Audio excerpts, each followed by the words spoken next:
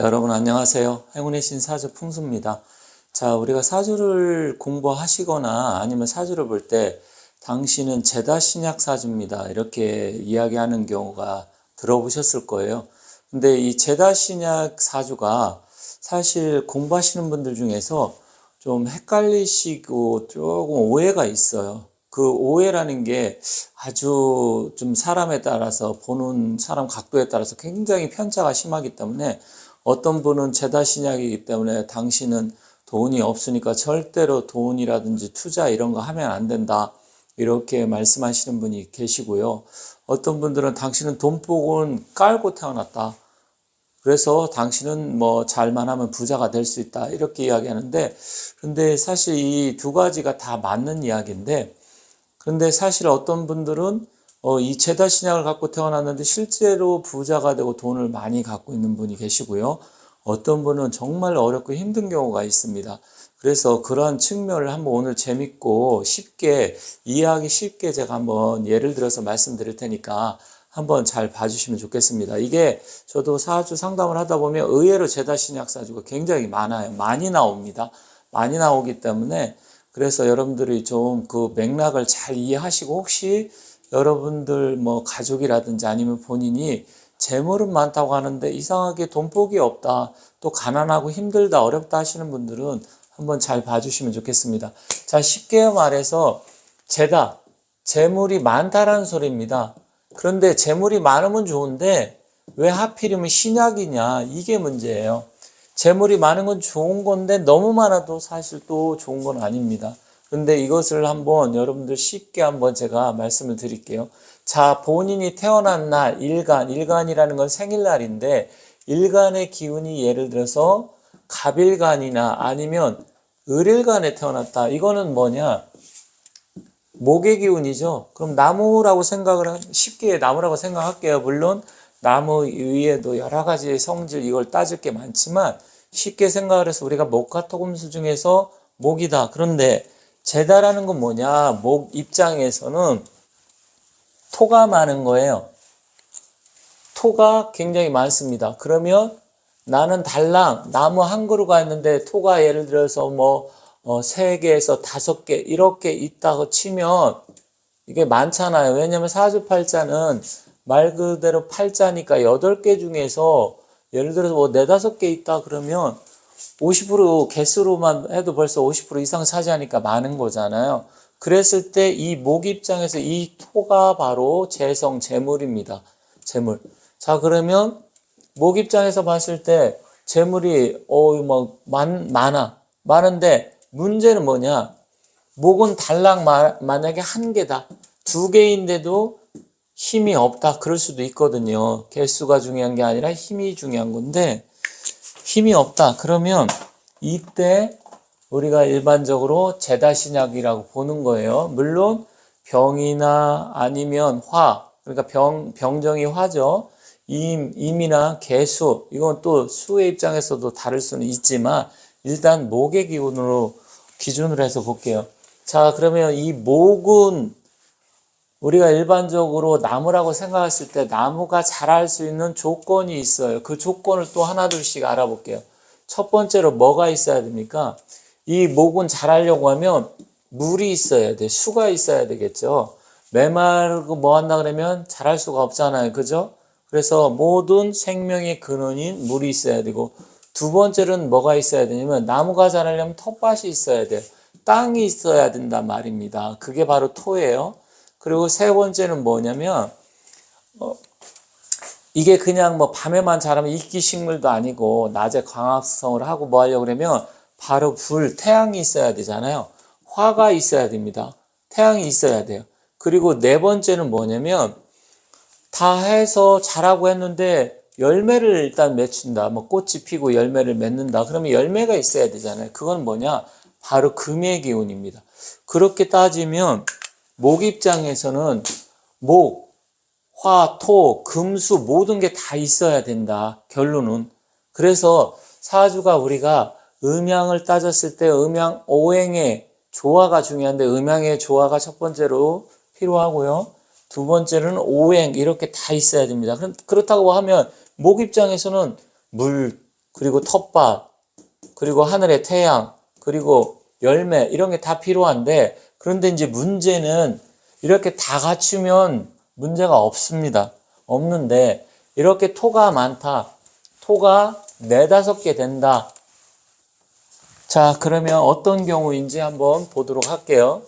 태어난 연, 월, 일, 시 이게 사주팔자잖아요. 그런데 태어난 날이 여기서 보면 자기가 예를 들어 갖고 을일날 태어났다. 그런데 을일날 태어났는데 여기도 토, 여기 또 띠도 토, 또 태어난 날도 토, 그리고 뭐 태어나는 시간도 토가 될 수 있어요. 자, 그러면 여기 보시면 토가 몇 개입니까? 4개잖아요. 일단 개수로 봤을 때 이것도 토고 토 이렇게 4개가 있는데 자, 아까 뭐라 그랬습니까? 이 목의 기준으로 봤을 때 일단 뭐 수도 있고 화도 있고 금도 있어야 되는데 여기 보면 토만 잔뜩 있어요. 물론 이게 수가 될 수 있고 뭐 금이 될 수 있겠죠. 자, 이랬을 때 이것을 제다신약이라고 볼 수 있는 거예요. 자, 그러면 여기서 어떻게 되느냐? 나무는 달랑 한 그루인데 텃밭이 이렇게 넓고 많아요. 그러면 이게 좋을까요? 나쁠까요? 어떤 분들은 사주로만 놓고 보면 이렇게 해갖고 내 몸이 극하기 때문에 목국토해서 힘들고 어렵기 때문에 이거는 제다신약이 안 좋다 이렇게 이야기하십니다. 그 말이 일견 맞는 말이에요. 우리가 사주 공부를 할 때 하지만 다른 각도로 한번 생각해 볼게요. 내가 나무가 하나지만 텃밭이 많다 이렇게 많다 하는 건 뭐예요? 나중에 내가 땅이 많기 때문에 기회가 되면 더 심을 땅이 많다 이 소리잖아요. 땅이 많으면 일단은 나무 입장에서 텃밭은 굉장히 넓은데 달랑 한 그루 있을 때는 외로워 보이긴 합니다만 나중에 더 나무를 심을 수 있는 여력이 있을까요? 없을까요? 여력이 되잖아요. 그러면 일단 내 사주팔자에 목의 기운을 갖고 태어나는 이렇게 토가 많다 하면 제다신약으로 봐서 돈이 나가게 되고 벌면 또 여기저기 쓰게 되고 힘든 거는 어느 정도 맞지만 이 사주 자체가 그럼 극단적으로 나쁜 사주냐? 어떤 분은 굉장히 이 제다신약을 안 좋게 말씀하시는데 저는 좀 보는 각도가 달라요. 일단 뭐냐? 이렇게 텃밭이 많고 내가 나무다 그러면 앞으로 내가 얼마든지 심을 게 많기 때문에 기본적으로 토대 바탕은 잘 갖고 태어났다. 이렇게 보시면 됩니다. 그러면 언제 운이 펴지느냐? 첫 번째는 땅이 넓기 때문에 어떻게 됩니까?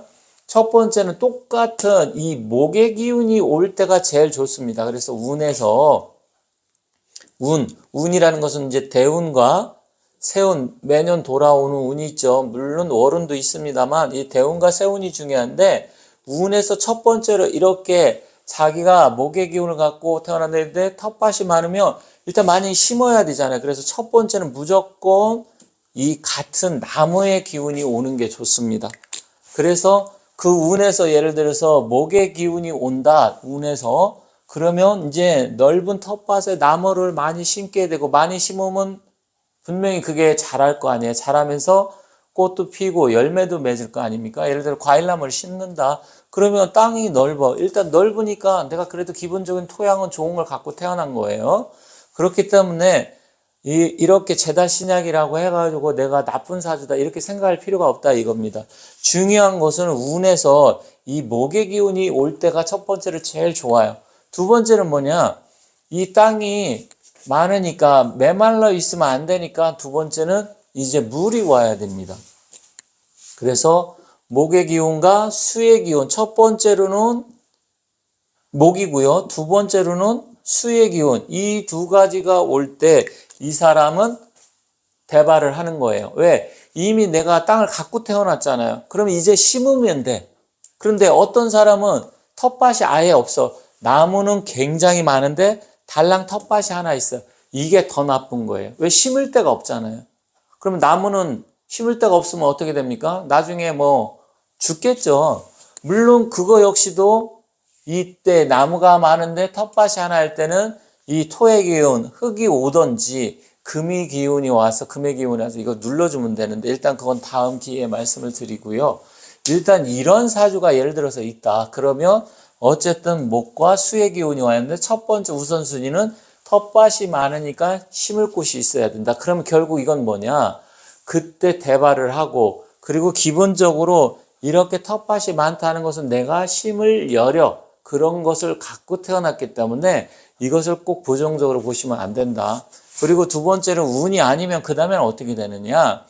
이 목에 관계된 그래서 집안에 예를 들어 가지고 우리가 이제 뭐 행운목이 됐든 고무나무가 됐든 좀 잎사귀가 넓은 것들 있잖아요. 이런 분들은 집에 화분을 좀 기르시면 좋습니다. 그래서 풍수 인테리어 측면에도 그렇지만 이 목 그리고 또 잘 기르면 좋겠죠. 이런 분들이 집안에 화분 같은 거 잘 길러서 잘 키운다고 하면 이게 도움이 돼요. 그게 바로 개운법인데 이런 식으로 해서 내가 사주팔자의 기운이 좀 약하고 운에서 올 때라든지 아니면 이름을 개명할 때 이 목이나 수의 기운을 이름에다가 넣어주는 겁니다. 그리고 풍수적으로 집을 선택을 할 때 주변에 이제 예를 들어서 뭐 호수가 있다든지 아니면 주변에 산, 뭐 뒤에 이제 배산 임수가 잘 되면 훨씬 더 좋겠지만 나무가 좀 많은 곳 아니면 산을 자주 간다라든지 이래서 자기의 부족한 기운을 계속해서 채워 넣어주면 이런 부분에서 부족한 것을 채워 넣어서 개운을 시켜주기 때문에 그게 바로 개운법인데 결국은 부족한 기운 에너지를 채워 넣어줌으로써 이 사주에 부족한 걸 채워주면 점점점 운기가 풀리면서 팔자에 이미 재물을 많이 갖고 태어났기 때문에 그러한 부분을 내 것으로 취할 수가 있다. 그래서 사실은 신이 어떤 운명을 결정 지어줬지만 내가 그것을 스스로 해서 개척을 한다. 그게 이제 옛날에 동진시대 곽박이라는 분이 금난경에서 그 한 말이 있는데 탈신공 개천명이라 그 신이 나한테 운명을 내려줬지만 그 운명을 내가 바로 개척을 해서 바꿔주고 개운법으로 얼마든지 할 수 있는데 그게 바로 이제 풍수적인 측면에서 이제 말씀을 하셨지만 일단 이런 식으로 해갖고 본인이 노력을 하면 조금 부족한 것을 채워주면 얼마든지 내가 재물을 취할 수가 있다. 이게 핵심입니다. 그렇기 때문에 여러분들 힘내시고요. 혹시 이런 사주를 갖고 계셨다. 제다신약인데 목의 기운. 물론 다음에 이제 화라든지 수라든지 금의 기운을 또 나름대로 말씀드리겠지만 그렇다고 해서 위축되거나 나는 뭐 부자 사주가 아니고 오히려 안 좋은 팔자를 갖고 태어났다. 이렇게 생각하실 수 있는데 그렇지는 않다. 얼마든지 그것을 극복하고 좋은 쪽으로 개선할 수 있다. 이렇게 말씀드리면서 마치도록 하겠습니다. 감사합니다.